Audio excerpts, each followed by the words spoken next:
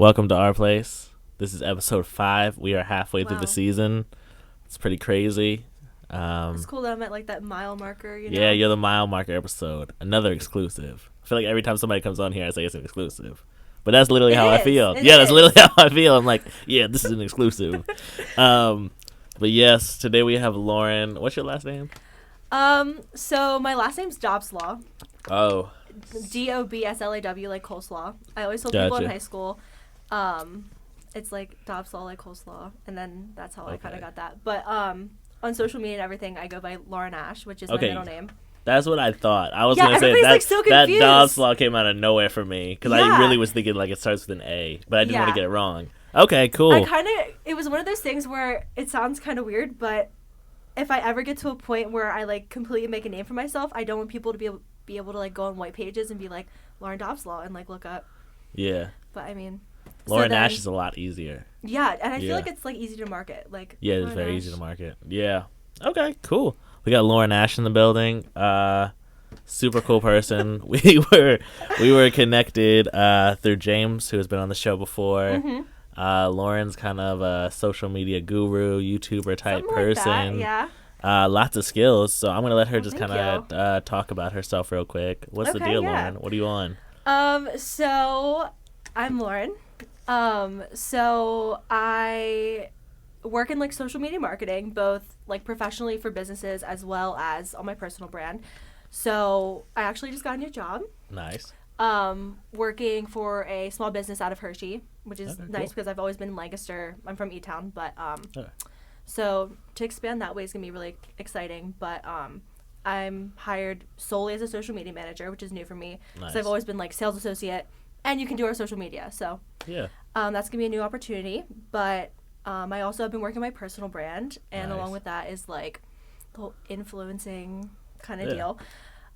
It's something that I didn't really expect to go into, but kind of just like fell in my lap, and I was like, hey, you know, like if the shoe fits and there's opportunities, like I might as well just kind of put myself in there. But you're here. Yeah, it's been good. I mean, I always thought like to be an influencer, you had to be like Kim Kardashian, like this 100,000 follower person.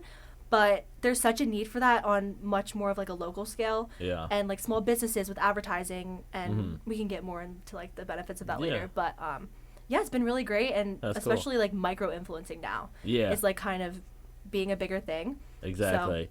So. And I mean, most people know what influencing is, but like, give us like a little definition just for fun. Okay, yeah. This isn't going to be like a dictionary definition, but essentially, it's like. How I would explain it is like a company as an alternative to like commercials, print advertisements, kind of moving in the age of social media, hiring somebody who has a following of any size really nowadays, and putting their content, their products into their feed more organically, so it comes across not as an advertisement, because now in the day and age of how things are, people see an ad and they're automatically like, okay, forget it. So if you are able to see somebody that you know, like, and trust on social media, and they're at this restaurant or they're at this new like place or this event, then you can look at it and be like, hey, you know, like that's pretty cool. Yeah. And it's not just like some random person says, hey, check this out. Yeah. It is a unique way to market. I do like it a lot. I think it does seem more organic because you just see the people using it, you see the results kind of firsthand, and a lot of times when you know somebody who's an influencer, you're at least a little more invested in like looking into something. True. So it is a big market for sure. How did you you said it was like you kind of fell into it, but like how did you fall into it? Like what was that? So honestly, initially I kind of got into the whole advertising on social media through a multi-level marketing company. Okay. Which is basically the nice term for pyramid scheme, to be honest. Yeah, that's what I like. Network marketing. No shade to that. I mean, like, I'm all about the girls that can like grind that and make a ton of money. Yeah. But as somebody who's like trying to build their personal brand, it just wasn't really for me. And it was hair products. And there's a ton of people on my team doing really well and making a ton of money, but you really have to push in. You really have to be like the hair care girl. And that wasn't really what I wanted to market myself as, and I didn't want people to look at me as like, oh, there's Lauren, like, slinging shampoo, like, woo. But I did learn a lot, because they train you on, like, how to integrate that and kind of lay out your platform so that it's easier to market, and the way I kind of fell into the other side of the whole influencing thing is somebody from Verizon reached out to me through Instagram and was like, hey, we're having this event. It'd be really cool if you could like cover it. And I was kind of hesitant at first because I was like, is this a scam? Because you never know. Like, people will send you all these messages, emails, whatever, and you never know if it's like legit. But yeah, they sent me like all the information, and I even contacted one of my friends who's like really big into influencing, and she was like, yeah, like, do it. So I kind of thought I didn't have anything to lose, because even if I did it, went to the event, met the people, and I didn't end up getting paid for it, it was like I chalk it up to an experience. But yeah, exactly, it was really great. That was kind of when I realized that like somebody like me who doesn't even have that many followers and lives in Lancaster can actually be doing something like this. Yeah, you don't have to be this huge like guru. Yes, I think that's kind of like the amazing thing of the internet. You know what I mean? Yeah. The internet has opened the door for us to do like anything if we really just set our mind to it and we market ourselves the right way. Mm-hmm. So your personal brand, you said you're working on that. So like, what are you trying to convey? Like, who is Lauren Ash? Good question. So right now I'm kind of laying myself out. I started doing YouTube about, like 9 months ago. It was in June. I posted a video. One day I was like, you know what? I've been saying forever, even in high school, I was like, you know what? I want to do YouTube. And me and my friend at the time would like make these videos, never posted them. So I was like, you know what? I'm off today. I was going to go thrift shopping, and I've seen people on YouTube do like the whole thrift with me thing. So I was like, hey, why not? And I uploaded it, and it did like better than I thought. And I was like, hey, this could be something that like I could do and explore. Honestly, it's been something that I haven't really followed up with as much as I'd like to, but going forward, that is a goal of mine in 2019 to kind of put out more content, because ultimately consistency is like the most important thing. Yeah, like, exactly. You can be putting out crap content, but I shouldn't say crap content, that's not true. But mediocre content. And as long as it's consistent, you can kind of get away with that. It doesn't have to be like this ultimate like DSLR vlogging camera with like Final Cut Pro. Like, you can, like, my first video was on my iPhone, and I did it with iMovie on my laptop. And I think it turned out like pretty good. I mean, you don't have to have the whole 9 yards. Definitely. Very cool. For YouTube, what are you, kind of like a vlogger? Is that kind of like your goal? So I'm thinking more lifestyle things, which is hard because it's a big niche, but I'm kind of working to find something more centralized, because it's easier to grow a following if you have more of a narrow audience to kind of market to. I like to travel a lot. I like to travel a lot. So that is something I've looked into as well. I follow a lot of travel bloggers, YouTubers as well. But at the time, I'm more working than anything. So it's kind of hard for me to be like, let's pick up and like go to Bali. Especially financially. No, I get that. But to get to a point where like companies are paying you to like go on these vacations, that would be like the ultimate goal. That would be the ultimate goal. That's my ultimate dream, to be honest. It's a good lifestyle. I'm sure it's not like as luxurious as people think. Well, I mean, it's half work, half pleasure, but it's still cool. You're still probably not paying to go somewhere and not paying to stay somewhere. You're just there, and covering it. Okay, that's pretty cool. So talk about social media, marketing, those kinds of things. So you're you're kind of like a pro at that now. What are some tips? What are some things, some struggles you had along the way? Like, what has this process been for you to learn how to do this? So I went to Millersville my first 2 years. Cool. It was one of those things where it wasn't really, so I graduated high school and I wasn't sure what I wanted to do, but my parents were like, you gotta go to college. Like, it was just one of those like routine, go to college, get a job kind of cycles. And I had done an internship my senior year with actually my second grade teacher I had in elementary school, and it was really cool. I got to meet a lot of cool people, and I thought, you know what, I could be a teacher. Like, I like kids, it'd be fun. But I was kind of naive to think that the one experience I had in teaching was like the end all be all, and like every classroom environment is like that. And I got into the field and I got to talk to a lot of teachers, and they kind of expressed a lot of concerns in the future of like what it's turning into, the career, just with the education system in general. And I realized that you have to have a really intense passion for teaching, and that just wasn't me. So I decided the end of last year, I was kind of just at like a bad like place in general. I didn't really know what I was doing, and like mentally I just wasn't like at the ideal place. So I decided to take a step back, kind of figure out who I was, what I wanted to do going forward, and I took the semester off school, which is now turned into a year. Nice. But I've been working, doing things like that. I took a class at Pennsylvania College of Art and Design, PCAD in the city, Nice. Lancaster City, in social media marketing. So that's been like my main training. That's like the only formal training I've had in social media marketing. But I think the most important thing is that you can learn so much in YouTube videos. Yeah, exactly. Like I honestly have learned more in my own time. Yeah. Like just watching video, because I have a genuine interest in it. So I'll be exactly. at home at night and be like, "Hey, Gary V, what's up?" Like, exactly. And like I've taught myself a lot. I think that it's hard because that market is always emerging. So it's hard to sit in a classroom and teach you about all these different tools whenever they could change the next day. Like the Instagram algorithm in itself could change tomorrow, and it does change.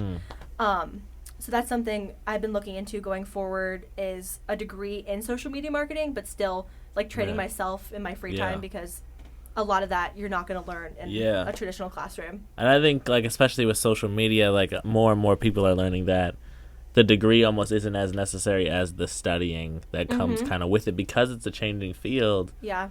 It's like you can go and get the 4-year degree, but in 4 years from that degree could have been totally useless because everything has changed, or there's a new social media platform. Yeah. You know what I mean? Like, so I think that like it's cool that you've taken the initiative, because that's what I did when I was trying to like figure out, okay, like what do I want to build my brand around? Like obviously these are like my key things, but like how do I do this? Right. Was like YouTube, Gary V, other Instagrammers, like like exactly. Like there's a lot of other resources that you can go to now instead of like a classroom or pay for a class. I think that is amazing in and of itself. You know what I mean? Okay. Definitely. So what about kind of like other people? Have you had anybody else that you've helped build their brand or anything like that? I think Jesse, more than anything. So the good thing about Jesse is that Shout out Jessie. Yeah, shout out Jessie. But it's been really great being friends with her for numerous reasons. But on this topic, it's hard to shoot content and have consistent content for social media, especially when you're trying to grow a platform, which we know is important. So especially when you're working full time and it's hard to take pictures yourself. I mean, there are ways to do it. I mean, self-timer and whatever. That's a whole other thing. Me and self-timer have become friends. Right? I know. Or like record a video and then you're over there like all these different poses. But Jesse and I will go on like a Sunday when we both have off, and we'll both just bring like 3 different outfits and shoot like it's different days and like crank out the content so that we have it. So that's been really I literally need to do that. I need to take a day and just like take like 10 outfits and be like, all right, this is the next month of Instagram. Like, okay, hair up in this outfit and then hair down. Yes, exactly. I'll go get a haircut like halfway through it. Yeah, exactly. Just knock it all out in one day would be so helpful. It does help because otherwise I feel myself being so stuck, and then you kind of lose that momentum whenever you're like, I don't have content to post. Okay, it's been a week. Okay, it's been a month. Then you're like, okay, how do I get back into this? I hate that too, because like I feel like I was doing like backstory on myself on my Instagram, and I like skipped a day, and then I skipped like 2 more days. Like I like posted, and then I skipped like 2 more days, and so like it is true. Like you have to really be focused, because like I had a set time where I always posted it for like a good like 6 days, and then I skipped that one day, and then I was like, you know what, I don't even feel like it, and. Like, it sucks, but you just kind of have to stay consistent, because, like, you see the return on that investment. Like, so many people have messaged me, and so many people have, like, actually, like, in person, like, seen me out somewhere and been like, yo, I've been reading your story, and, like, that's amazing. Like, I like, really relate to it. And I was like, oh. I remember, like, somebody did that last night to me. I was like, oh, man, I really did not post for, like, the last 3 days. That's a good thing to touch on, though. Yeah. The importance of, like, longer captions. Yeah. I found that really successful. I read that somewhere.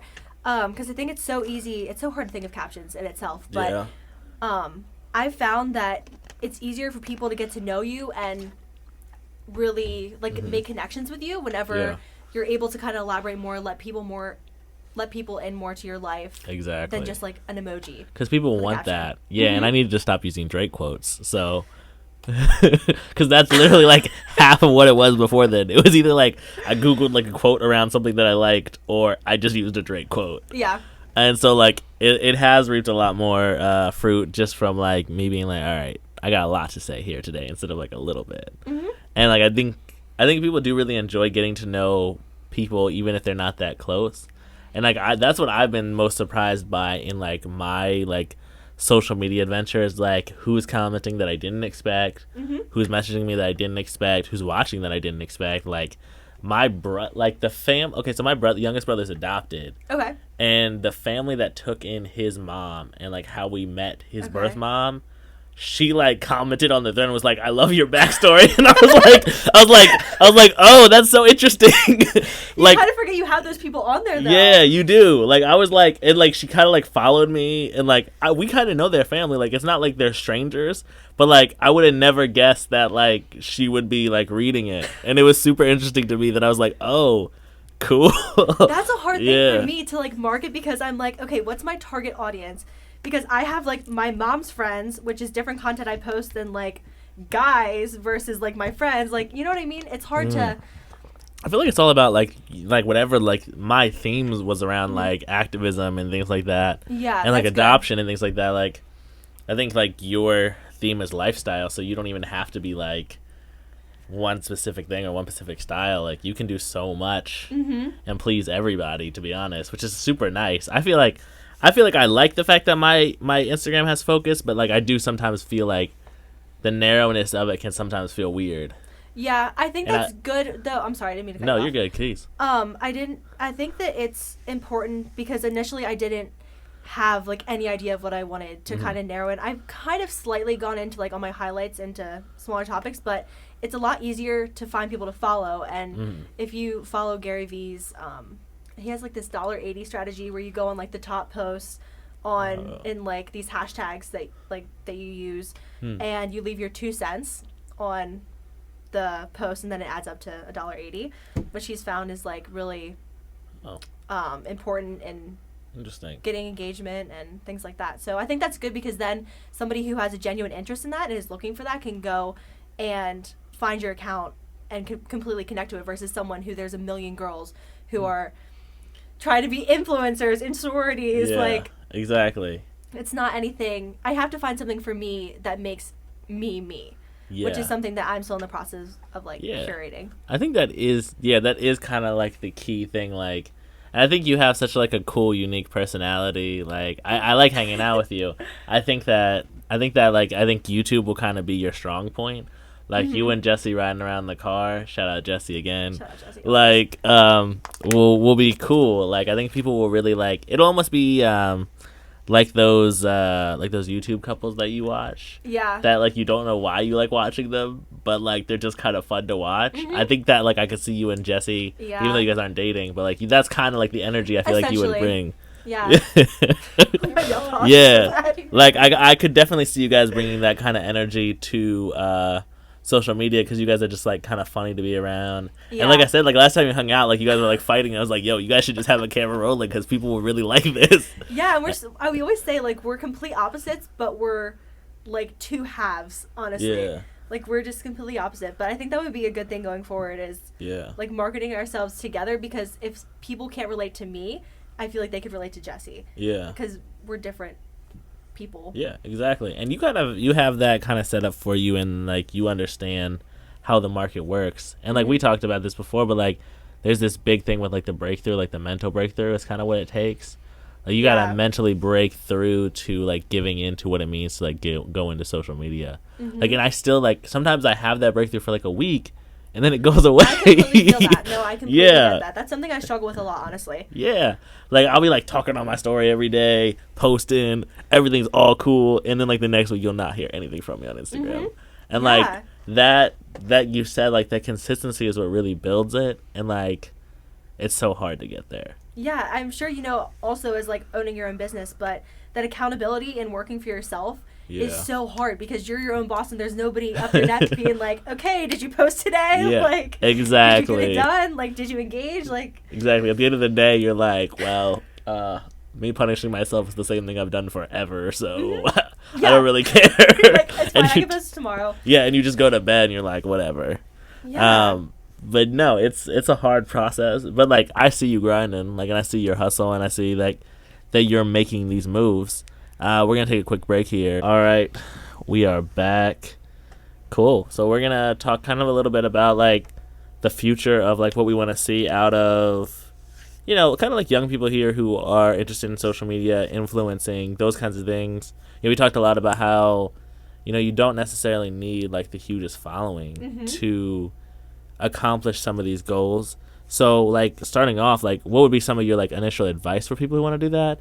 But then like how do you want to see people come together as well? Yeah. So I think especially locally, because I do know some people who have hundreds of thousands of followers locally, but especially if you look at places like LA, for example, the market is so saturated that it would be hard to make a name for yourself whenever the competition is people with that big of an audience. But I think that the most important thing as like a first step is making the connections with people who are in influencing local businesses, leaders in the community, creators of any kind, really. I'm a huge proponent of that. And that's something that I'm working towards actively, is kind of creating a space where people can make those connections and collaborations in like an effective and good environment. Yeah.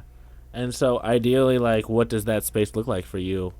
Like, are you talking like co-working space? Are you talking like just like kind of like a club? Like, what kind of network do you want to build here?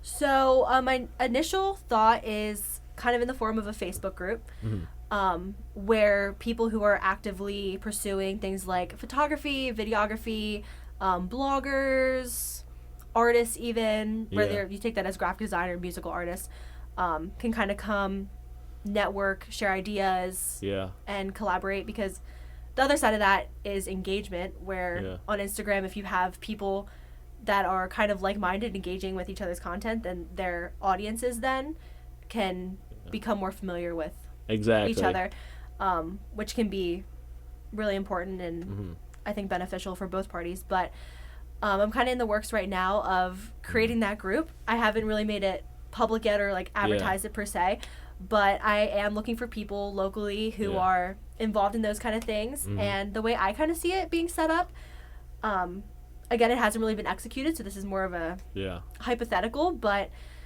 so for an example, a photographer who's looking to build their portfolio could come on and be like, hey, I'm free if anybody wants to shoot. And then somebody who's a blogger looking to have better content, better quality photos, they don't have a Jesse to come out and shoot with them on the weekends, can link up and get to know each other, and that can turn into its own separate relationship. But at the same time, both parties have content to then produce and go further.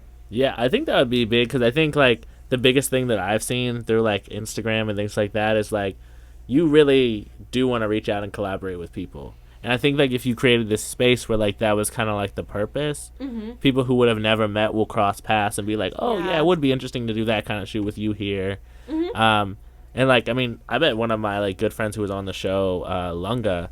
Like I met him because he took pictures of another friend of mine, and I followed his photography page, and then we met at a networking event, and like we're close friends now, all because of like social media. And me just like seeing his work, and like I followed his like page because I was like, oh, I might need photography soon, and then we just became friends. So I think it would be really cool to see that happen, because I think one of like the hardest thing for people here, like when I run into people and people reach out to me about like being young and doing stuff here and like not feeling like they really have like the community for it, is that like we are here but we're very disconnected.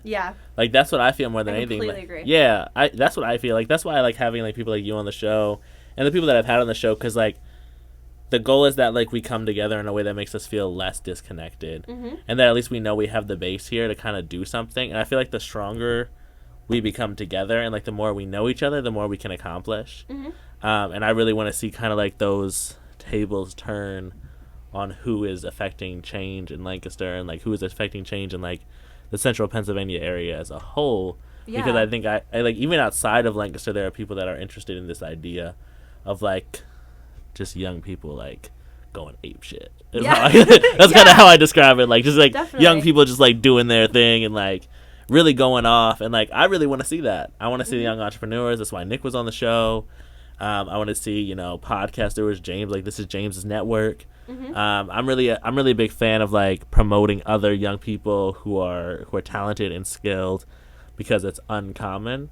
Yeah, definitely. And I think that if we can do it within ourselves, like it would be huge. It would be really, really big. I think a lot of people get discouraged because they don't know where to start, and it's kind of is a taboo thing, especially locally, to have this different idea of a career path that isn't I go to college for 4 years, graduate on time, and get a corporate job.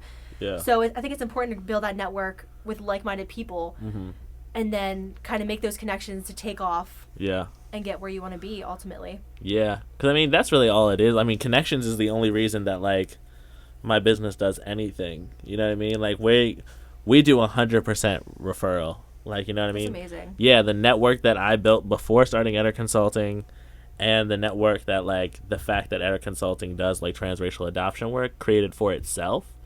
Like just because we do that and nobody else does that, like that's it. And so the more people who know you, the more people you're connected with, like the further your brand goes. I guess you can pour hours into Instagram, but the truth is like you better be personal as well. Like that's why Instagram isn't just like posting a photo and like dropping off the planet. Like you gotta comment back, you gotta follow DMs, you gotta post on your story and be like, hey, what's up? Reply to those replies. Like you gotta really be invested in those things because like connections is kind of how you go forward and like making a connection with somebody. Yeah, that's something that I've really been trying to work on for myself because I used to have this idea of social media, Instagram in particular, that you had to have like your whole life together and it always had to be like this idealistic image of everything you have going on. And it was really hard for me, especially when I took a step back from school, because it is kind of looked down upon to be like, oh, you dropped out of college. And I think that by having people that are like in the same mindset kind of gets you from going down that rabbit hole where you get down on yourself and you're like, what am I doing with my life? And it's just like as I'm sure you know, you've probably been there where you just kind of spiral down. Yeah. Well, that was me when I moved back here, and that's like the Instagram post coming tonight, hopefully, if I finish it. Stay tuned. Stay tuned. I guess this airs Sunday, so this will be the Instagram post from Wednesday night, hopefully. Time travel. Yes, exactly. Exclusive. But yeah, it's about like when I first showed back up in Lancaster, that was kind of where I was, like this kind of well of like, oh man, like I don't really have anybody. I'm the youngest person here, and like nobody wants to give me a chance or a job or anything. And like it is true, it's like a rabbit hole. You just kind of keep going down until like you finally meet somebody who's like to kind of pull you up. Yeah, and you're like, okay, cool. There's one person, and like for me, I just like opened a business. I was like, you know what?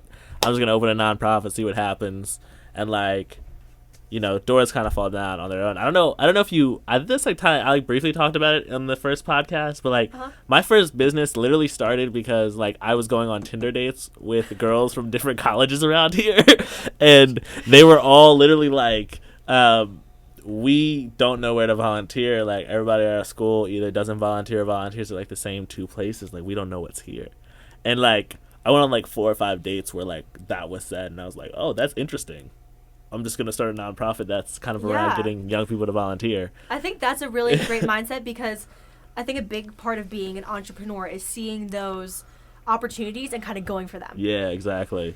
Yeah. So, like, I mean, Ourplace and, like, what I want Ourplace to go into as, like, a actual physical place and as a movement here in Lancaster, we'll kind of streamline a little bit of that. Like, how do we engage young people to be volunteers? Like that's why I'm so involved in the colleges here. That's why my like Isaac Eder brand is really involved with you know, like the BSU AACP. I also have some people at F&M, and like we've been involved at Lancaster Bible for years. Awesome. Just because like that's where I went, and like so I'm always involved over there. So yeah, I think that it's like you really got to pull people into it with you. Like after you get that stamina, like you really have to go out and like give people like the encouragement to like join in with you. Yeah. But like it happens. Like I've definitely seen it happen. Like people are excited every time like we hang out and talk about ideas because they're like, this isn't happening here. Yeah, exactly. That's what was such a big deal whenever I met James initially, because I had known no one at the time that kind of had that similar mindset, and it was such like an eye opener for me to be able to connect and like have those conversations with the people, and they get it. Yeah, exactly. Some people are like, okay, that's not gonna work out. Like, what are you doing? But exactly. And you need people who are like you to motivate you and keep you forward. And I think that's one of the reasons that I like people like you, like James, and like Nick, and like all the people who have been on this show, is because like even though we've all failed in different areas, we all realize that like it's not about the failures, it's about getting back up and kind of going for it again, and like to keep pursuing our goals. Some Gary Vee stuff, you know what I mean? Exactly. Yeah, I think that's a perfect lead into what I was going to say. Is especially getting out of your own head. Yeah. That's something that I struggled with for the longest time. Especially with like the image of social media, and I think that ultimately it's better received and more authentic for you to be more vulnerable on social media. If you go on and you're like, you know what, today was rough and I went through this today and I'm struggling with this, and then you can kind of, people then reach out and you can have this conversation that otherwise would have never been broached before. If everybody's just on social media like, oh, flexing on this and like I'm here, and exactly. And I feel like that's been like the turning point of my Instagram personally. Like just seeing that, like I said, going from Drake quotes to like posting about my life. Is just like that vulnerability piece like across the board. I think we're seeing that in like businesses and like social life as a whole. Like we're seeing the impact of vulnerability like when we bring it into pay. That's like another big Brené Brown thing. But like it shows people that you're genuine, that you're relatable, and like people don't really want these figures that they can't relate to. Exactly. They want to feel relatable to people. I saw this post. I'm sorry. No, please go ahead. I saw this post. I wanted to say it before I forgot. And it was like the difference between influencers and influential people, and it had like a whole list. I don't remember them word for word, but about people who started here and then were able to kind of go through that and document the process versus like, oh, I'm rich, follow me, or I'm pretty, follow me. Like instead it's like, oh, I can give you value. And that's why people will actually go along with it. And I actually saw a Gary Vee thing that said that you can make just as much money in influencer marketing as somebody who documents their way up to the top as someone who's already there. Which I think is really important, because people like seeing that like way up to. No doubt. That's definitely huge. I mean, that's kind of why I'm trying to start. Like I said, I was gonna post every day, and I know I'm trying. But like that's part of my reason for doing that, is like, you know, posting every day. Like it lets people be involved like with what's happening. And like I think social media is like really one of my favorite things right now. And like even though it kind of like captures us, you know, it takes us hostage for a couple hours like throughout our days. Multiple hours a day. Multiple hours a day.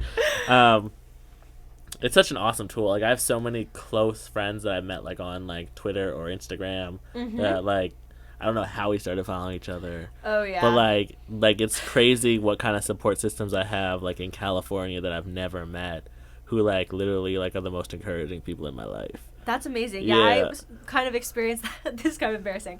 I was one of those like fangirls on Twitter. I had a Cody Simpson fan account back in, I'd say like 2011, 2012. That's intense. Cody Simpson. Listen, you guys were the unique ones. You were like, you know what? One Direction is Justin Bieber who? Too mainstream. Justin Bieber's a little too mainstream.